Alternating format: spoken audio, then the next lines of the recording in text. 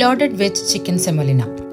Healthy ആയിട്ടുള്ള ഒത്തിരി വെജിറ്റബിൾസും പ്രോട്ടീൻ ആവശ്യമായിട്ടുള്ള ചിക്കനും ഇൻക്ലൂഡ് ചെയ്തിട്ടുള്ള നല്ലൊരു റെസിപ്പിയാണിത്. വെജിറ്റബിൾസ് കഴിക്കാൻ മടിയുള്ള ആൾക്കാർക്ക് പറ്റിയ റെസിപ്പി കൂടിയാണിത്.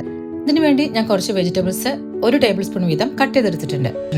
ഞാൻ യൂസ് ചെയ്ത വെജിറ്റബിൾസ് ഏതൊക്കെയാണെന്ന് ഡിസ്ക്രിപ്ഷൻ ബോക്സിൽ കൊടുത്തിട്ടുണ്ട്. ഇത് നന്നായി ക്ലീൻ ചെയ്ത് വെച്ച ബോൺലെസ് ചിക്കൻ്റെ പീസും 2 ടേബിൾ സ്പൂൺ വറുത്ത റവയും ഞാൻ മാറ്റി വെച്ചു.